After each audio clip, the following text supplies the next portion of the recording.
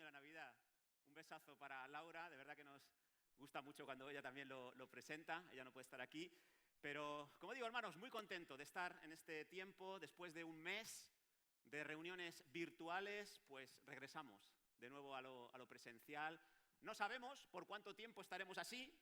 En estos instantes se está llevando a cabo una reunión de los ministros en España para determinar si establecen el estado de alarma y en qué condiciones lo establecen, no lo sabemos, pero mientras podamos disfrutar hoy, vamos a hacerlo. ¿Sí os parece?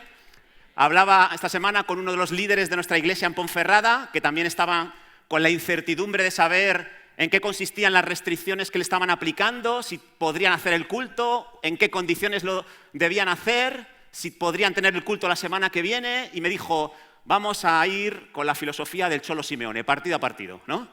Y yo digo, muy bien, partido a partido, cada día su propio afán. Así que vamos a jugar este partido hoy, vamos a asegurarnos alguna victoria de parte de Dios en este partido, vamos a por los 3 puntos, ¿amén? Vamos a por ello. Y sin más, hermanos, como decimos, estamos en tiempos inciertos, tiempos de COVID, y son tiempos donde en mayor o en menor medida, pues todos estamos experimentando alguna dosis de sufrimiento, de dolor, todos y cada uno, ya sea por algo a nivel personal o algo que le está ocurriendo a la gente de nuestro alrededor, pero no conozco a nadie que no haya sufrido en este tiempo o que no esté sufriendo en este tiempo. Y quiero hablar acerca de ello porque en esta etapa de sufrimiento, de dolor, es una etapa de mucha confusión, es una etapa en la que uno se hace muchas preguntas y no siempre las preguntas tienen respuesta en el momento, y eso nos hace llevar una carga en nosotros, en nuestro alma, que puede pasarnos factura. Y yo, no sé, estaba fantaseando un poco en estos días sobre la posibilidad de reunirme en una cafetería con el Señor Jesucristo, sentarme frente a Él, mirarle a los ojos y preguntarle, Jesús, ¿qué palabras tienes tú para la iglesia en la actualidad? ¿Qué dirías tú a una iglesia que está sufriendo en este tiempo? ¿Qué palabras tendrías, Jesús? ¿Qué le dirías a una persona que está sufriendo en este tiempo por causa de todo lo que acontece? ¿Qué me dirías? Y fantaseaba en esa idea y en lo bueno que sería poder hacer esto, y de pronto mi mente fue dirigida a Apocalipsis y me di cuenta de que Juan, el discípulo amado, Juan el apóstol, tuvo la posibilidad de estar frente a Jesús, no en una cafetería, en una isla, en Patmos, y pudo escuchar de boca de Jesús algunas respuestas relacionadas con estas preguntas. Fui a Apocalipsis capítulo 2 y me encontré con que uno de esos mensajes que Jesús le transmitió iba dirigido a una iglesia que estaba sufriendo, iba dirigido a un grupo de creyentes que estaban sufriendo. Y quiero compartir con vosotros lo que dice Jesús a una iglesia que está sufriendo, lo que le dice Jesús a una persona que está sufriendo. Y quiero que lo analicemos juntos a ver si podemos llevarnos algo para casa que nos consuele y que nos guíe en este tiempo. ¿Estáis dispuestos a verlo? ¿Sí? Pues acompañadme, por favor, a Apocalipsis capítulo 2, versículos del 8 al 11, y vamos a leer en detalle este mensaje que Jesús transmite a través de Juan a la iglesia que estaba en Esmirna. Dice así, escribe al ángel de la iglesia en Esmirna, el primero y el postrero, el que estuvo muerto y vivió. Dice esto, yo conozco tus obras y tu tribulación y tu pobreza, pero tú eres rico. Y la blasfemia de los que se dicen ser judíos y no lo son, sino sinagoga de Satanás. No temas en nada lo que vas a padecer. He aquí el diablo echará a algunos de vosotros en la cárcel para que seáis probados y tendréis tribulación por 10 días. Sé fiel hasta la muerte y yo te daré la corona de la vida. El que tiene oído, oiga lo que el Espíritu dice a las iglesias. El que venciere no sufrirá daño de la segunda muerte. ¿Por qué no oramos? Padre, gracias una vez más por permitirnos estar juntos en armonía en este lugar, Señor. Qué bueno, qué delicioso es habitar así, Señor. Gracias, Dios, porque tú envías aquí bendición, envías vida. Y te pido que también transmitas esta bendición y esta vida a los que no nos pueden seguir aquí presencialmente, sino desde sus casas. Padre, háblanos, te lo suplico. Enséñanos qué es lo que tienes que decirnos a nosotros como iglesia en un tiempo tan adverso como este, ¿Qué nos tienes que decir como individuos cuando estamos sufriendo ciertas cuestiones en nuestro interior? Háblanos, Señor, en el nombre de Jesús. Amén. Amén. ¿Qué le dice Jesús a una iglesia que está sufriendo? ¿Qué le dice Jesús a una persona, a un creyente que está sufriendo? Bueno, Jesús dice varias cosas, pero yo lo he dividido en dos secciones. Por una parte, Jesús le dice a una iglesia que sufre, a un creyente que sufre, que tiene que ser consciente de cuáles son las causas por las que va a venir el sufrimiento a su vida. Necesitamos estar preparados para sufrir en ciertos momentos, en ciertas cuestiones, y Jesús nos quiere advertir que en el mundo vamos a tener aflicción, vamos a tener sufrimiento. Y en segundo lugar, Jesús le dice a una iglesia que está sufriendo, a un creyente que está sufriendo, le dice que tenemos que aprender a manejar bien el sufrimiento, sea por la causa que sea, porque tiene diferentes efectos la forma en la que tú manejas el sufrimiento. Así que vamos a ir viéndolo poco a poco. Lo primero que Jesús habla a la iglesia es: estad preparados para sufrir, y estad preparados porque el sufrimiento vendrá a vuestras vidas por diferentes razones, por diferentes causas. Y es importante que las identifiquéis, que no os pille por sorpresa. ¿Cuáles son algunas de las causas de sufrimiento que vendrá a nuestra vida? En este pasaje hay una lista de experiencias y comienza diciendo el versículo 9: yo conozco tu tribulación. Versículo 10, vuelve a repetirlo: tendréis tribulación por 10 días. Primera causa de sufrimiento, la tribulación. ¿Qué es la tribulación? La tribulación es un sentimiento de angustia, de tristeza, de congoja que viene al interior, que se manifiesta en nuestro interior, en nuestro alma, por causa de alguna presión que está viniendo a nuestra vida. Los creyentes en Esmirna estaban en una tribulación tremenda, estaban sufriendo angustia, congoja interna por la presión de su entorno, por la presión social que estaban experimentando en Esmirna. Esmirna era una ciudad que estaba en lo que hoy es Turquía, en lo que se conoce como la provincia romana de Asia, y Esmirna era una de las ciudades más prósperas, más visitadas, más populares en aquella época. ¿Y sabes por qué? Porque en Esmirna, en la calle central, en la gran vía de Esmirna, había numerosos templos, uno al lado de otro. Así como en Madrid, la Gran Vía, tenemos un montón de teatros, de cines, de tiendas, una pegada a la otra, y tú paseas por allí y es lo que vas disfrutando.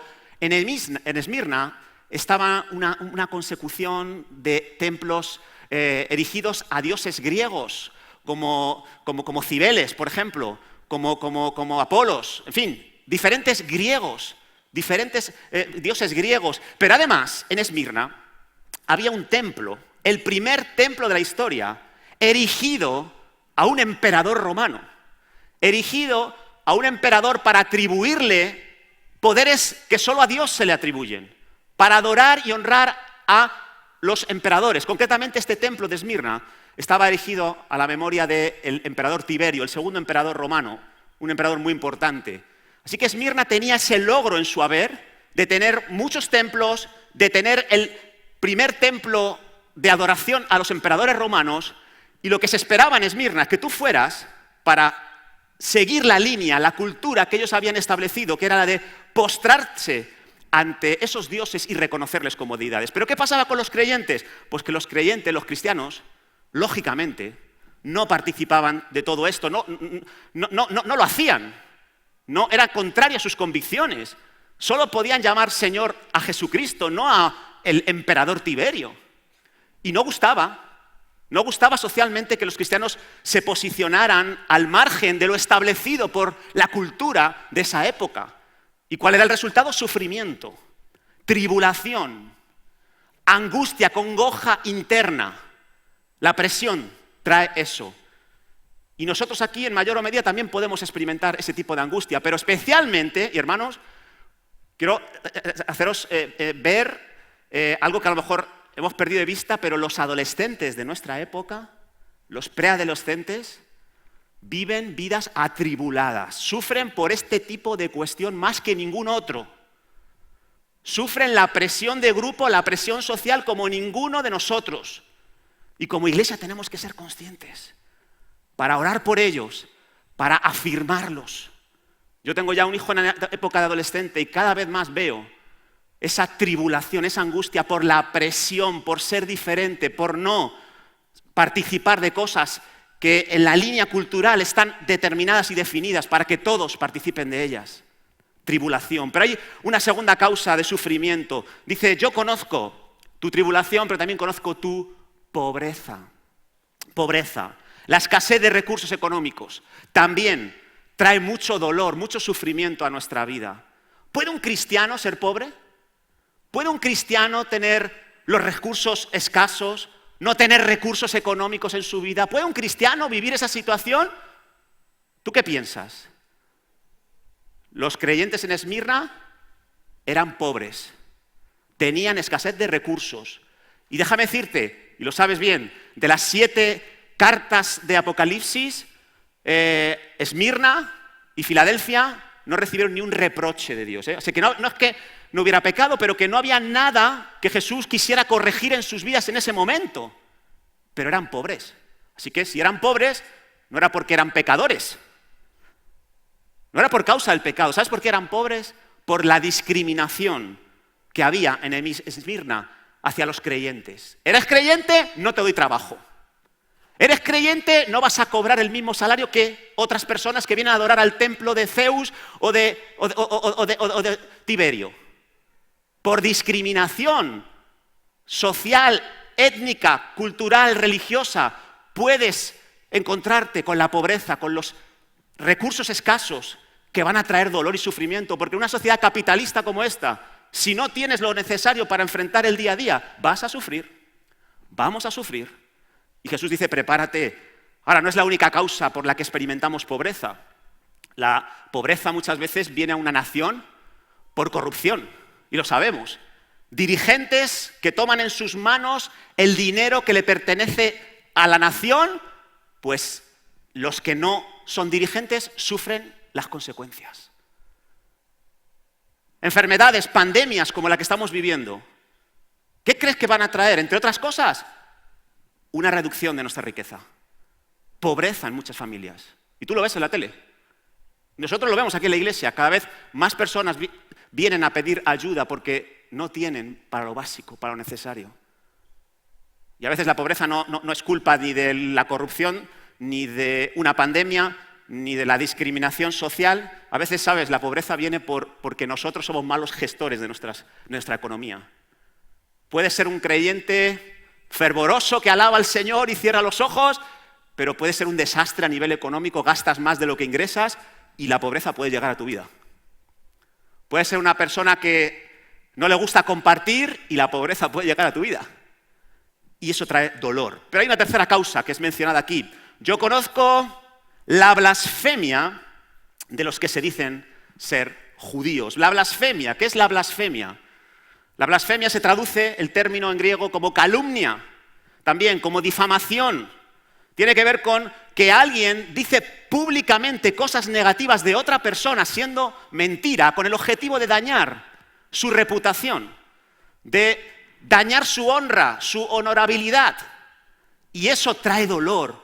Cuando alguien empieza a difundir mentiras, falsedades sobre ti, delante de otras personas, y dañan tu imagen, tu reputación, tu credibilidad ante las personas. Ese sufrimiento viene. Hay personas, no te imaginas, que te observan a distancia, no te conocen, nunca han tenido una conversación profunda contigo, no saben ni cuántos años tienes ni dónde naciste, pero te observan a cierta distancia, ven un gesto tuyo, ven una palabra y empiezan a definir cómo eres tú en base a esa imagen que se han llevado en un momento y a distancia.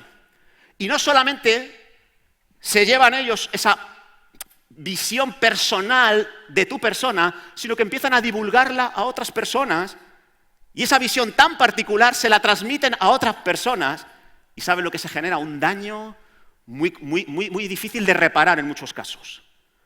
Y cuando tú eres consciente de lo que está pasando, cuando tú o escuchas que te han mirado de lejos, han sacado sus propias conclusiones y han regado por otros lugares, ese punto tan particular de vista te daña, te hiere, por muy fuerte que seas, sufres. Y especialmente cuando la blasfemia, la calumnia, la difamación viene de los seres queridos, de los más cercanos, de aquellos que deberían apoyarte y resulta que están dañando tu reputación. Otro foco de sufrimiento, versículo 9. Yo conozco, dice, la blasfemia de los que se dicen ser judíos y no lo son, sino sinagoga de Satanás. He aquí el diablo echará, dice el versículo 10, a algunos de vosotros en la cárcel. Mira, este pasaje no quiere decir que los judíos fueran un grupo satánico, un grupo que se reunía en su local y adoraban, veneraban a Satanás, hacían ritos satánicos, sacrificaban palomas, conejos o bebés recién nacidos. No es lo que está queriendo decir este versículo. ¿Sabes lo que está queriendo decir este versículo? Lo que está diciendo este versículo es que los judíos de la ciudad, sin saberlo, estaban siendo influenciados por Satanás en su conducta. Que los judíos de la ciudad lo que estaban haciendo es ser guiados por los poderes espirituales de oscuridad en esa ciudad.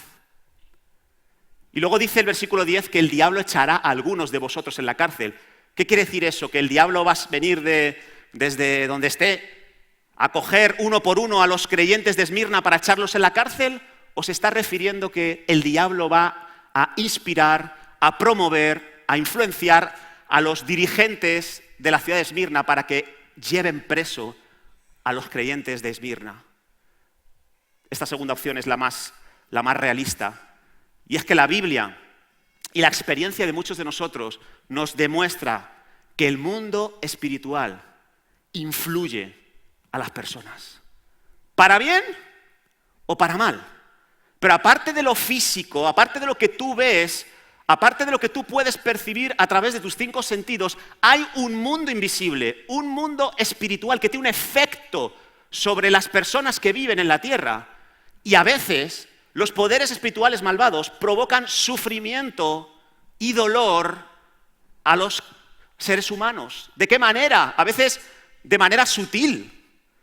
Durante este tiempo de confinamiento que estaba enfermo con el coronavirus, leí de nuevo el libro de C.S. Lewis, Cartas del Diablo a su sobrino. No sé cuántos lo habéis escuchado, es muy pequeñito. Yo lo tengo que leer varias veces el párrafo para poder captar porque tiene una profundidad increíble. Y lo que me doy cuenta, como conclusión de esa lectura, es que Satanás, los poderes espirituales de las tinieblas, son más sutiles de lo que nos imaginamos. Que muchos de sus ataques no son, como mucha gente piensa, que es venir, yo qué sé, y poseerte y cambiarte la forma en la que miras, no sé.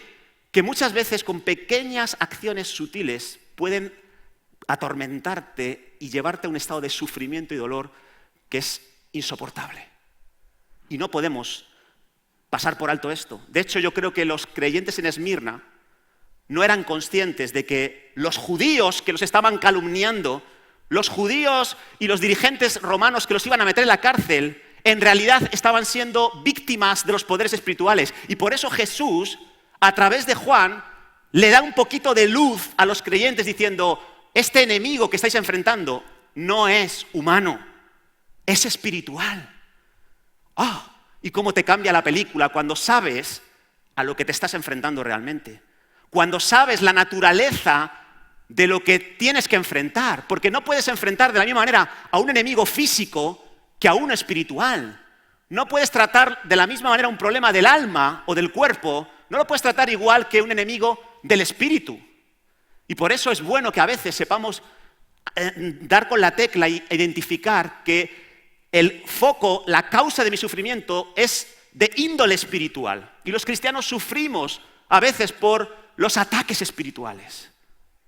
Y cuando es el enemigo espiritual, cuando son los poderes espirituales los que nos causan el sufrimiento, tenemos que pelear de manera espiritual.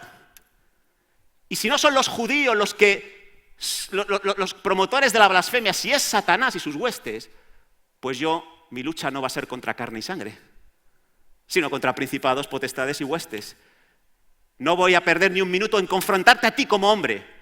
Voy a dedicar todos los minutos a clamar a Dios para enfrentar a mi verdadero enemigo, que son poderes espirituales. Y hay una diferencia cuando das con la tecla. Otra causa de sufrimiento es mencionada aquí, versículo 10. He aquí el diablo echará a algunos de vosotros, ¿dónde? En la cárcel. La cárcel. A lo largo de la historia muchos cristianos se han visto en el interior de una prisión sin causa alguna, porque si te meten en una prisión porque has hecho algo malo, pues vale, es justo. Pero si pasas 2, 4, 5, 10 años en una prisión por una falsa acusación, por algo que tú no has hecho, por no hacer absolutamente nada que vaya en contra de la ley, ¿cómo gestionas eso? Con sufrimiento, con dolor. Jesús fue arrestado sin haber cometido ni siquiera un fallo, sin haber dicho una palabra fuera de lugar. El apóstol Pablo, ya lo sabemos, en prisiones y cárceles más que nadie, decía él. Cuando entras en las cárceles, cuando entras en la prisión, cuando se te priva de la libertad injustamente, eso trae dolor y sufrimiento. Claro, siempre hablamos de Pablo y Silas en Filipos. Les metieron en la cárcel y empezaron a cantar coritos, ¡aleluya, gloria a Dios! Y hubo un terremoto y les liberó. Sí, eso sucedió en Filipos, pero no sucedió en Cesarea, no sucedió en Roma, no sucedió en otros lugares en donde Pablo estuvo encarcelado injustamente, y esto trae dolor, trae sufrimiento. Algunos decimos, pero esto nos queda a nosotros muy lejos, lo del tema de la cárcel, yo no creo que vaya a sufrir. ¿Quién sabe? Cada vez más, en el tiempo actual, se multiplican los casos por todo el mundo de pastores, de creyentes, que por mantenerse firmes en sus convicciones tienen que sufrir la privación de su libertad. Bueno, será, pero en África, en Latinoamérica o en Asia, cada vez más en la actualidad, en Europa, escuchamos noticias de pastores que simplemente por decir desde el púlpito lo que dice la palabra sobre algún tema, son condenados a prisión. Y hemos tenido varios casos en estos últimos años, en Holanda, en Suecia, países muy desarrollados, muy en pro de los derechos de la libertad de los humanos, y sin embargo varios pastores han sufrido en sus propias carnes condenas de prisión. Pero si no quieres ir tan lejos y hablar de la cárcel y de la prisión, hablemos de los confinamientos. La privación de la libertad, que te meten en tu casa y no puedes salir de tu casa en varias semanas. ¿Qué te causa eso? ¿Alegría, gozo? Algunos sí, porque les gusta mucho estar en su casa, ¿verdad? Pero hay personas que sufren, y yo ya he hablado con varias personas que dicen, como nos confina otra vez, yo no lo voy a poder soportar. No lo voy a poder soportar. Otra vez 15 días metido en mi casa sin poder salir. No. Y ya solo de pensarlo les entra una angustia, un sufrimiento. Última razón, última causa que es mencionada aquí, de sufrimiento. Sufrimiento que va a venir a la vida de los creyentes. Dice, sé fiel hasta la muerte. La muerte. La muerte también es inevitable, pero la muerte también, esa experiencia causa sufrimiento, causa dolor en nuestras vidas. Y algunos cristianos tendrán que morir por su fe, pero no hace falta tampoco llevarlo al extremo de morir por la fe. A veces simplemente en la etapa de la vejez, viendo que tú estás más cerca de irte al otro barrio que quedarte aquí, eso a veces no se gestiona de la manera adecuada, aunque seas creyente. El pensar en la muerte, en pensar que es tu próximo paso en la vida, te genera mucho dolor y mucho sufrimiento y te puede amargar.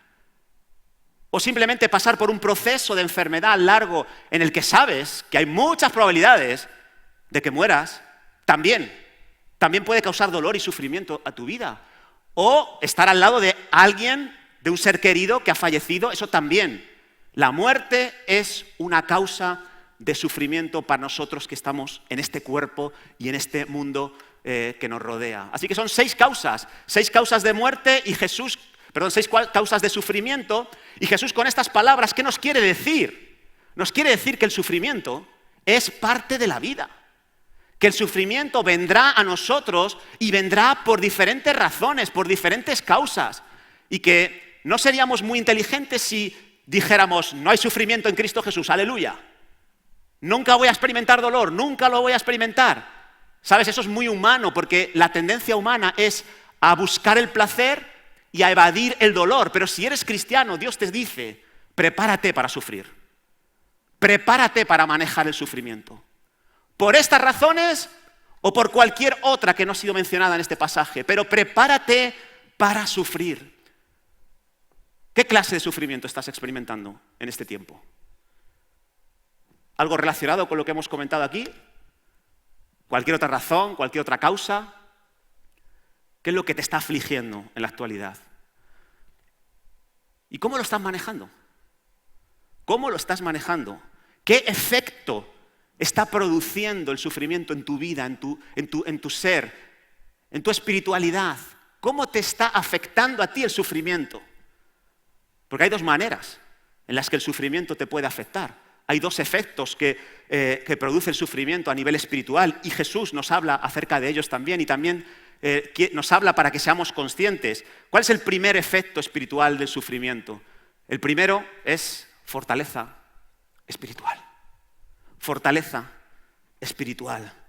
Dice Jesús a aquellos que están en una etapa de sufrimiento, sé fiel hasta la muerte y yo te daré la corona de vida. Sé fiel hasta el final, sé fuerte. El sufrimiento puede hacerte más fuerte, más resistente, más fiel a Dios. Así que permite que el dolor trabaje en tu vida, pero para hacerte más fuerte espiritualmente. Eso es lo que te aconseja Jesús a ti y a mí que estamos sufriendo. Jesús te dice, no tengas tanto temor, no tengas tanto pánico al sufrimiento. Puedes salir reforzado en tu relación personal con Dios. Puedes salir reforzado de esta experiencia. Cuando venga el sufrimiento, intenta que Él trabaje para tu beneficio. Eso dice Jesús. Así como el músculo de un cuerpo necesita someterse a sufrimiento para que se haga fuerte, del mismo modo nuestro alma, nuestro carácter, no va a ser fuerte en lo fácil, en lo cómodo, en lo placentero. Necesita el sufrimiento, la presión. Nuestra vida espiritual necesita esa presión para encontrar fortaleza, para salir más fuerte. Ahora, ¿cómo podemos lograr ese efecto? ¿Cómo podemos salir fortalecidos del sufrimiento? ¿Qué es lo que tendríamos que hacer? Vale, yo quiero manejarlo bien el sufrimiento. Quiero que sume a mi vida y no que me reste. ¿Cómo lo puedo hacer? Pues para mí la clave está en sé fiel. Sé fiel hasta la muerte. Sé fiel a Jesús hasta el final. Sí, pero ¿cómo se hace eso en términos prácticos? Bueno, pues déjame decirte en primer lugar cómo no se hace. Cómo no vas a lograr ser fiel jamás. No vas a lograr ser fiel si crees que la fidelidad tiene que ver con un acto de tu voluntad.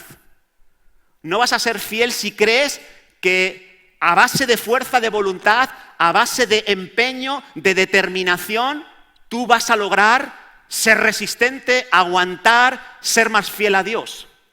No es por obras que tú puedas hacer, no es por iniciativas bien intencionadas que tú puedas hacer que vas a ser más fuerte espiritualmente en medio del sufrimiento. Tampoco vas a ser más fuerte espiritualmente si buscas esa fortaleza en cosas que están en el exterior. Si logro preservar mi puesto de trabajo, seré fuerte, seré más resistente, podré llevar adecuadamente el sufrimiento. Si logro mantener a mis seres queridos a mi alrededor y de manera pacífica y armónica, entonces seré fuerte espiritualmente, pase lo que pase, sufra lo que sufra. Es otro error. No es por nada que tú puedas hacer, no es por nada que haya en tu humanidad, no es por nada exterior, por muy placentero, por mucho que te cargue las pilas, ser fiel hasta el final, ser resistente, ser fuerte espiritualmente, no depende de ninguna de estas cosas. ¿De qué depende? Depende, para mí la clave está en ser capaz de conectar con el atributo de la fidelidad de Dios. Ser capaz de comprender plenamente una realidad que hemos cantado muchísimas veces y es la de que Dios es fiel. Siempre fiel. Cuando tú eres capaz de comprender eso, entonces yo sí voy a poder ser fiel, porque ¿sabes qué? Mi fidelidad es la consecuencia de su fidelidad. Del mismo modo que yo, si quiero amar a mi prójimo como Dios quiere que yo le ame, no hay nada en mí que pueda lograr ese objetivo. Mi amor hacia los demás es una consecuencia del amor de Dios derramado sobre mi corazón. Si yo he tenido un encuentro con el amor de Dios, yo voy a poder ser una persona amorosa. Del mismo modo de que no voy a poder ser santo si no he tenido una experiencia con la santidad de Dios. No, pero no te preocupes que yo no hago esto, no digo aquello, no voy a estos lugares, no escucho este tipo de cosas y entonces soy santo. Estás equivocado, estás equivocada. La santidad es una consecuencia de la santidad de Dios. Y cuando tú tienes una experiencia con la santidad de Dios, no hay que convencerte de que hay cosas que no debes hacer. Estás absolutamente motivada para ser santo. ¿Me explico? Es un poco un enredo así teológico, pero que es un principio increíble. Nunca voy a poder ser fiel hasta la muerte, nunca voy a encontrar fortaleza espiritual si no soy consciente de que Dios es fiel. Si no me siento motivado por la fidelidad de Dios en mi vida y en el entorno. Así que clave es afirmar la fidelidad de Dios en mí. Ser más consciente. Si ya lo sé, Pedro, que Dios es fiel. ¿Seguro que lo sabes? ¿Seguro que no está en ti en estos momentos de lucha ese conflicto, esa batalla en tu mente de ¿dónde está Dios? ¿Me ha desamparado? ¿Me siento huérfano? ¿Realmente actuará en favor mío? ¿Realmente Él me dará lo que ha dicho que me va a dar? ¿Está tu alma absolutamente persuadida, anclada en esta realidad de que Dios es fiel? Y cuando hablamos de que Dios es fiel, yo no quiero decir que eso signifique que creer que Dios te debe una vida perfecta, una vida sin problemas, que todo tiene que ser agradable y placentero. Lo que estoy diciendo es que en medio del sufrimiento, mi alma tiene que conectar con la realidad de que Dios cumple sus promesas.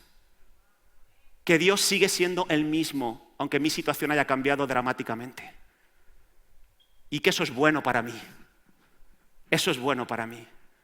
Dios sigue pensando igual, aunque yo esté por los suelos, herido, lastimado, en la cárcel, a las puertas de la muerte, escuchando calumnias, difamaciones sobre mi persona. Dios es fiel, siempre. Dios cumple sus promesas. ¿Qué promesas? Mira, fíjate esta promesa. En 2 de Tesalonicenses 3:3. Fiel es el Señor que os afirmará y guardará del mal. Cuando tú te aferras a la fidelidad de Dios, cuando te afirmas a esa fidelidad de Dios, tú sabes que Él te va a afirmar. Tú sabes que estás en un desierto, pero Él ha prometido afirmarme y guardarme del mal innecesario. Del mal que me pueda llegar a destruir de una manera dramática. Y esa fidelidad te ayuda a ser fuerte y te refuerza. Así que ese sufrimiento no tiene que llevarnos a cuestionar la fidelidad de Dios. Esa sensación de ausencia, de abandono de Dios no tiene que controlar mi vida, porque va a venir el enemigo, los poderes espirituales, como pasó con Eva y Adán, van a intentar confundirte con las promesas de Dios. ¿Os acordáis con Eva cuando estaba mirando aquel árbol tan delicioso? ¿Qué le dijo la serpiente? ¿Con que Dios os ha dicho que no comáis de ningún árbol? ¿Que moriréis? No moriréis. Dice Satanás, no moriréis. Créeme, te lo digo, no moriréis. Pero bueno, espera, que yo lo escuché, vamos, que me dijo que no lo comiera, que moriría. No morirás. Dios dice cosas, pero luego no son así, realmente. Entonces dices, pues sí, es verdad. ¿Por qué no voy a poder yo? Y empiezas a cuestionarte todo en base a esa duda que ha sido sembrada en ti. Y ya sabemos lo que pasó. Déjame hablarte de un hombre de Dios, uno de los considerados padres de la Iglesia. No sé si habéis oído hablar de Policarpo. ¿Habéis oído hablar de Policarpo? Fue un discípulo de Juan, el discípulo que está escribiendo Apocalipsis, Y es un hombre para mí increíble. Llegó a ser el pastor de Esmirna, de esta iglesia de la que estamos analizando. Y él era un hombre muy sencillo, no era un hombre muy preparado académicamente. De hecho, de los padres de la iglesia, los sucesores de los apóstoles, él es el que menos escritos tiene. Los demás escribieron un montón de cartas de teología muy buena, pero él no era muy dado a escribir, pero era un hombre que fue usado por Dios de una manera increíble para alcanzar a un grupo de la época que se llamaban los gnósticos. Ya hablaremos de los gnósticos cuando estudiemos Colosenses, pero eran un grupo que buscaban conectar con Dios a través de un conocimiento oculto, un conocimiento espiritual. Y este hombre, Policarpo, fue usado poderosamente para ganar a este grupo de personas. Además, Policarpo se enfrentó a uno de los mayores herejes de la época, un tal Marción. ¿Habéis oído hablar de él? Este era hijo de un obispo, de un líder espiritual de la iglesia cristiana de aquella época, pero se alejó del camino y empezó a hablar herejías, a enseñar falsas doctrinas. De hecho, recibió el apodo del primogénito de Satanás. Con eso ya os digo todo, cómo era este hombre.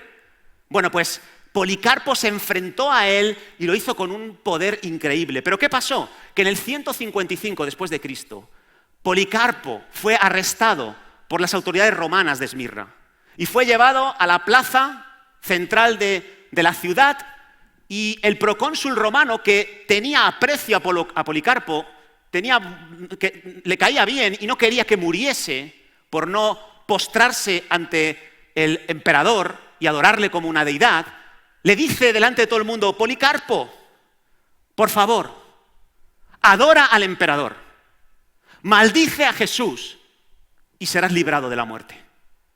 Policarpo, por favor. Me suena mucho a Pilato con Jesús, ¿no? Cuando le conoció de cerca dijo: este no merece la muerte. Bueno, parece ser que este procónsul hizo algo parecido con Policarpo.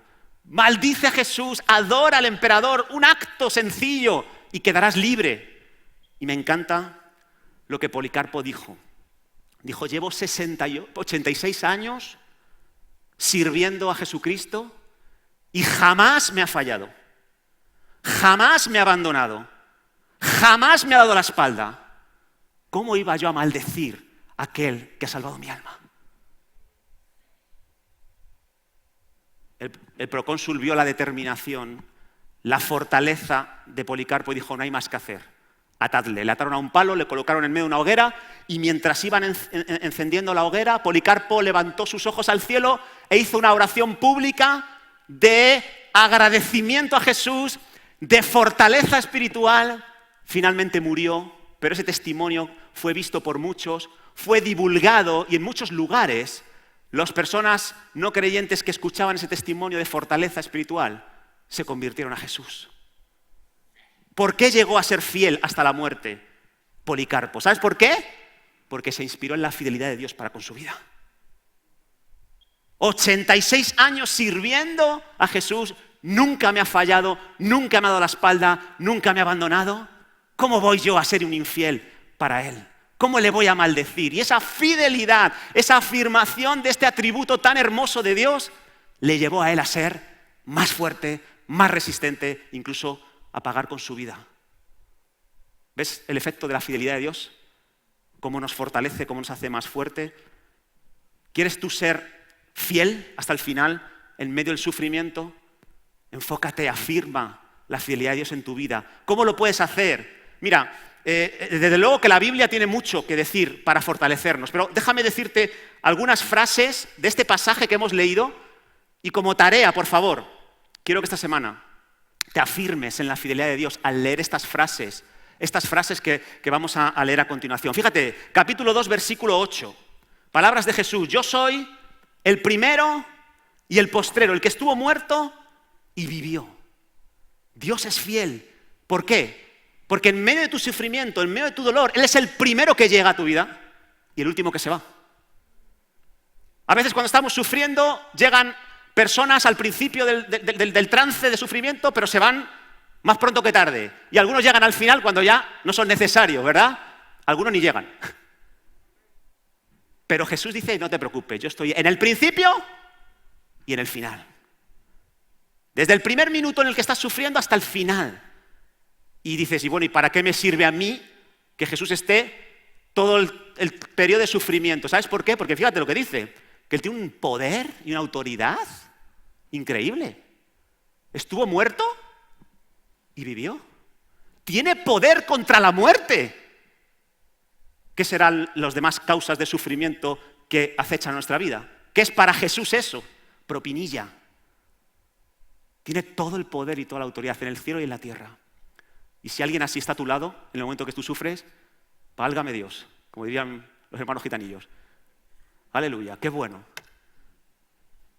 Fíjate otra frase que te puedes llevar a casa para interiorizar y a fortalecer tu fidelidad. Yo conozco tu pobreza, pero tú eres rico. Dios es fiel y tiene la capacidad de hacernos ver lo que nosotros no podemos ver en el momento del sufrimiento.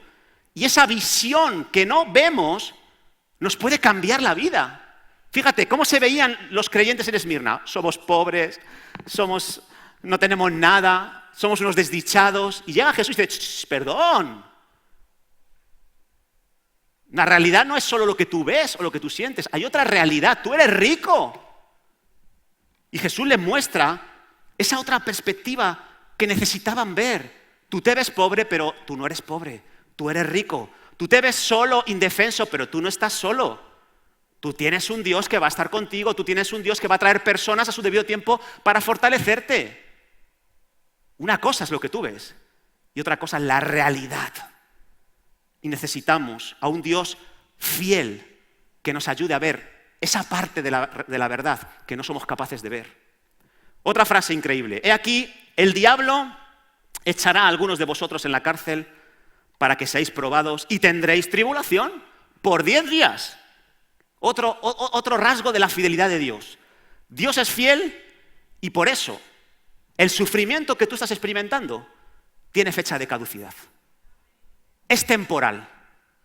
En el caso de los creyentes en Esmirna, 10 días. En tu caso no lo sé, pero te aseguro que porque Dios es fiel, no va a permitir que tu sufrimiento te destruya.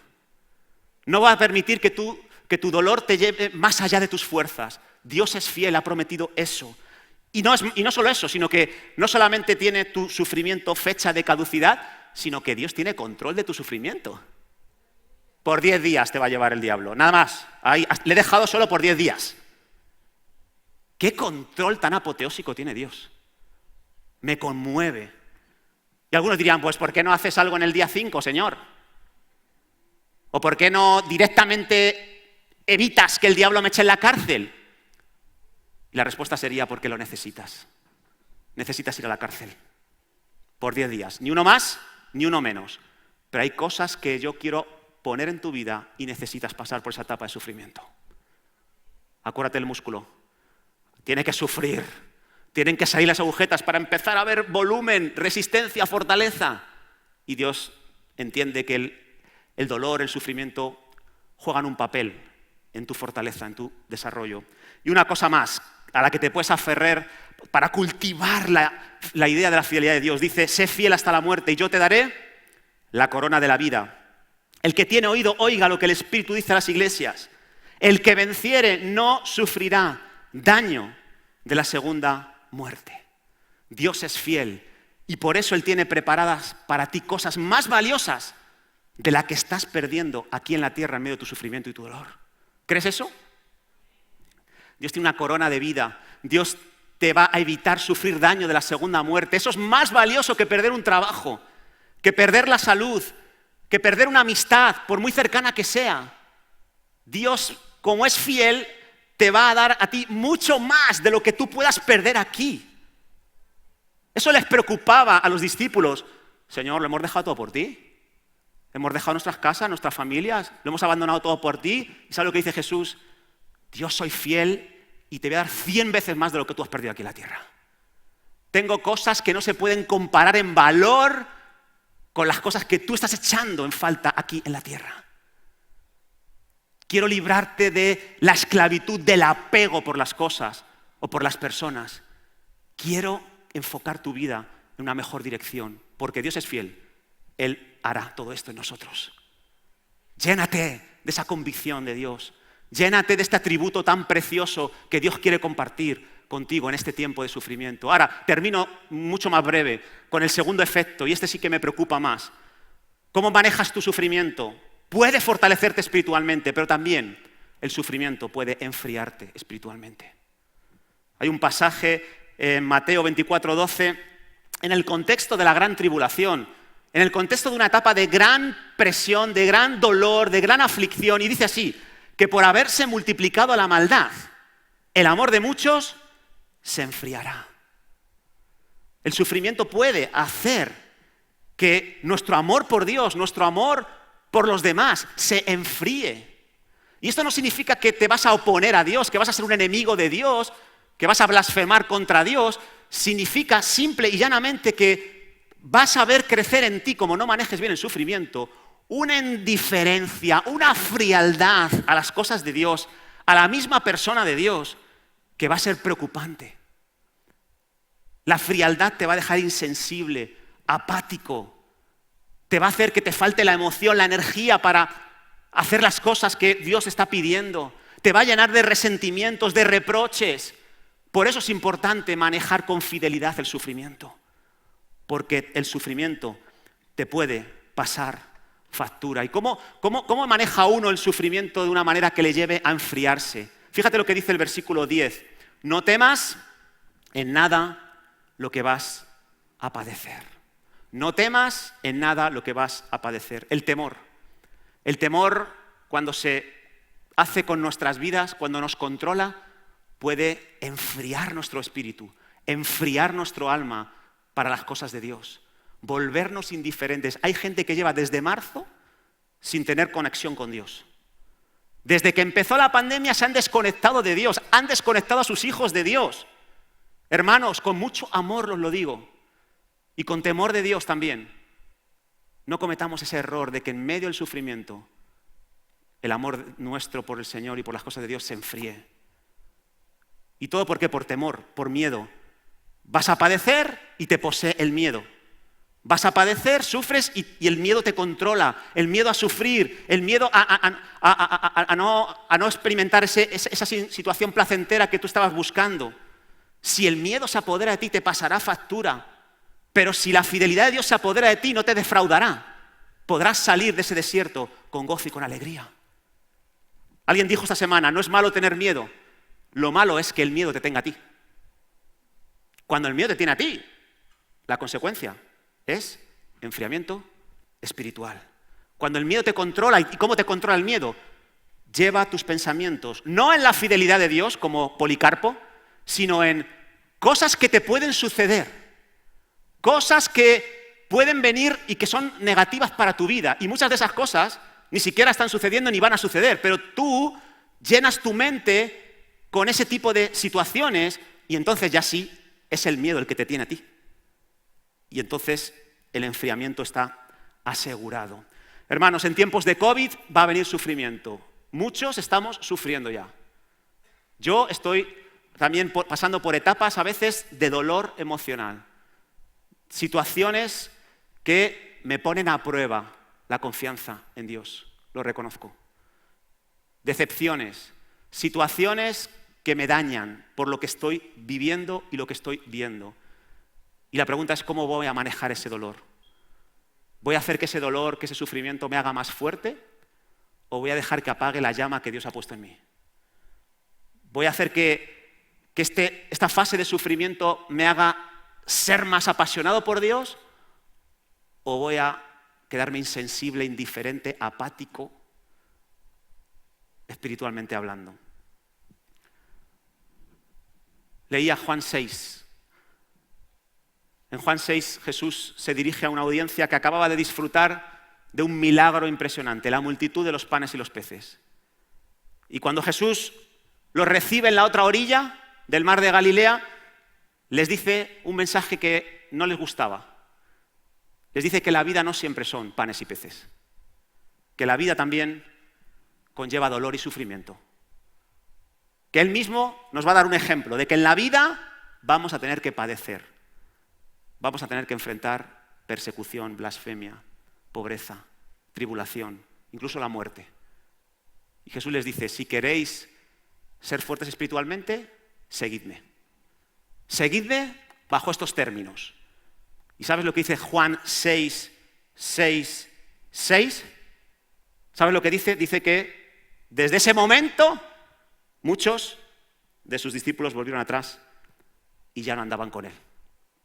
Desde el momento en que Jesús le dijo, vais a sufrir, por muchas causas, la gente prefirió buscar el placer y evitar el dolor.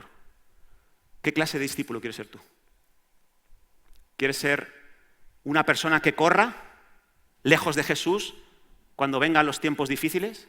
¿Quieres ser el tipo de creyente que solo confía cuando las cosas salen como tú esperabas? ¿Quieres ser un creyente que está dispuesto a compartir la gloria de Jesús pero no sus padecimientos? Ese cristianismo no funciona. Ese cristianismo no te hace fuerte. Ese cristianismo te enfría y te debilita. ¿Qué dice Jesús para una iglesia que sufre? ¿Qué dice Jesús para una iglesia, una persona, un creyente que sufre? Esto es lo que dice Jesús. ¿Por qué nos ponemos en pie? Gracias, Señor. No sé si hay alguien que me pueda acompañar.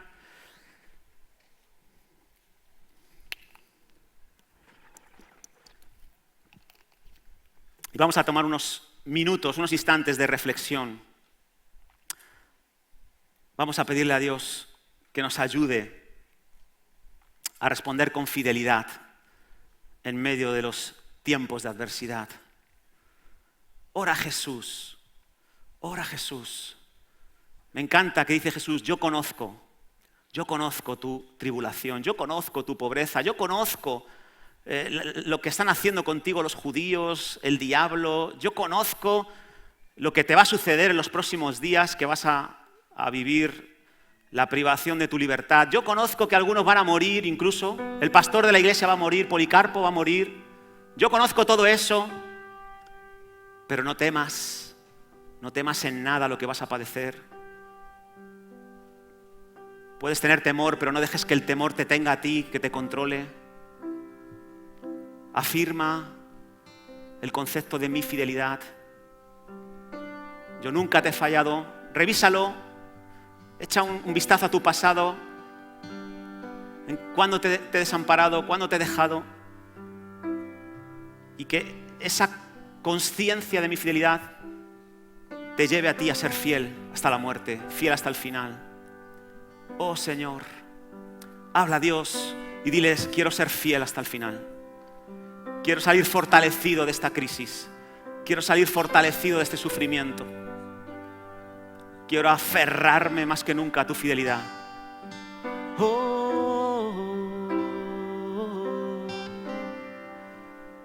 Tu fidelidad es grande.